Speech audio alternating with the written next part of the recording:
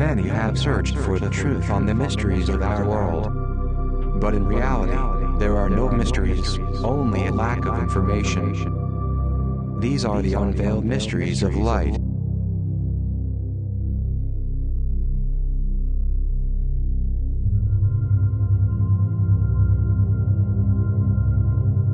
I am Dimanisal. Around 20,000 years ago, I perceive large cities, which are built with a material similar to crystal. Are we talking about the Earth or another planet? I'm talking about the Earth, but that material was brought by an alien civilization. Are you referring perhaps to Atlantis? Yes, but at that time it was called Atlantis. In this civilization, I was incarnated as a woman. It was a very advanced civilization and therefore it did not communicate with other races on the planet because their members were in backwardness. I would like to know in which part of the planet the civilization was. Atlantis was near to the entrance of what now is the Mediterranean Sea. As I said, I was incarnated as a woman. My name was Lorelei. What was your occupation or your profession? I was a physicist. I was an astronomer. We studied the different stars. We had a tremendous knowledge. Was Atlantis technologically more advanced than our modern civilization? I wouldn't say more advanced, but different. The concepts were different. There were vehicles that didn't pollute the air. They were driven by solar energy, terrestrial and flying vehicles. What was your knowledge in particular? We knew all the elements. We had highly sophisticated electron microscopes, much more sophisticated than those you all have today. We mastered electronics and electricity. Did you have computers? It was another system, because we stored data in crystals. We didn't have what you call books either. What was the replacement of books? As I said, everything was stored in crystals. These crystals had all the information and we could even record a voice recording and then we would hear it again. The crystals were hexagonal, as a kind of mirror, and they had 7 keypads for fast forward or rewind or record, very similar to the current recording machines. We had all the history of the Atlantis civilization recorded in those crystals. At that time Atlantis was a civilization of about 7,000 or 8,000 years old. What happened to this civilization? Most of the people, it's like they had a dual belief system, the scientific belief and the religious belief. Religion always tends to backwardness. They believed a lot in karma. They believed in planetary karma, individual karma, family karma, regional karma. This belief was so deeply seated in all of them and it was virtually impossible to eradicate it. Then, they justified everything through karma. Did you also have that belief? No. I was away from that precisely because I was against it. Being incarnated, I separated karma from fate. I do not believe in the fatality. I believe in free will. I'm speaking obviously as Lorelei. You do understand this, right? Yes, of course. Well, they believed in fatalism. We had flying machines and we could have moved all of us to the mainland, where there was no risk and save all that we could. Very interesting. What happened to you in that incarnation?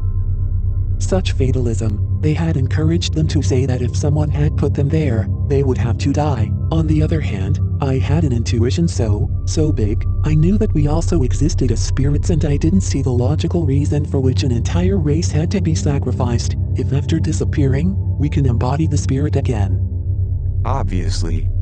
I mean, a massive death of 30 or 40,000 people makes no sense to me. Why would they die massively, if the spirit does not die? I question them why the fatalistic karma, because there's a reason we are here. We are here because the Absolute put us here.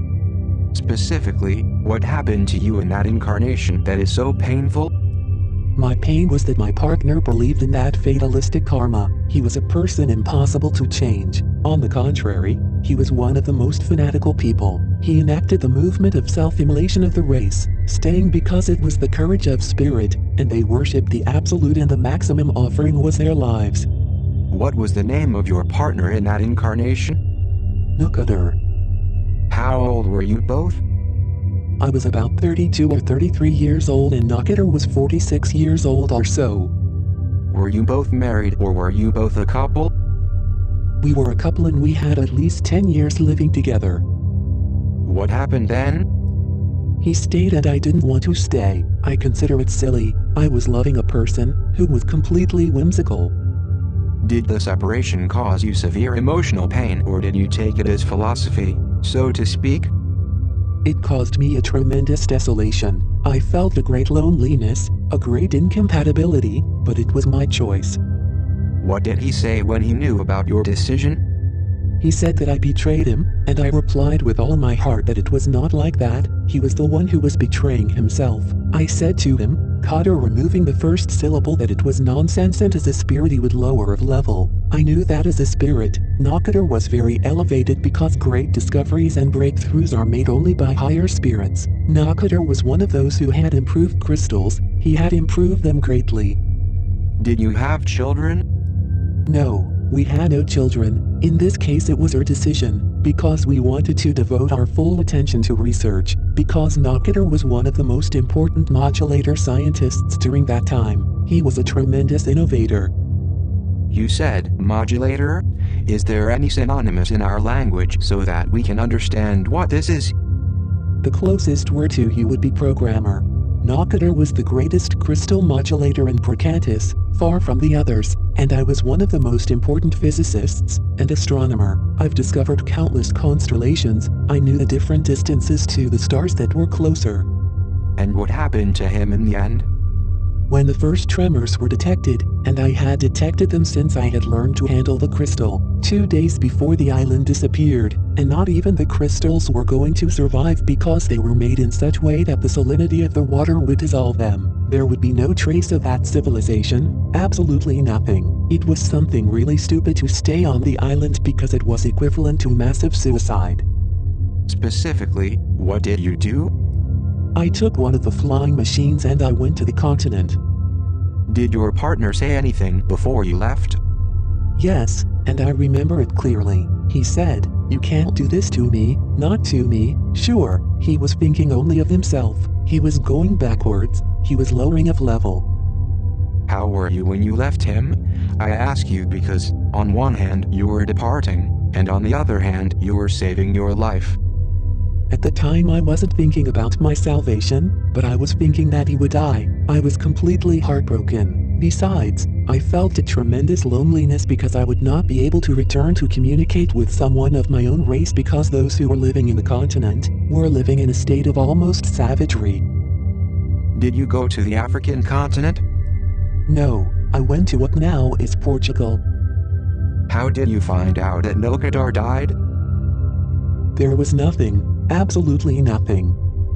In short, that civilization, called Prakantis, which today we call Atlantis, disappeared from the face of the earth?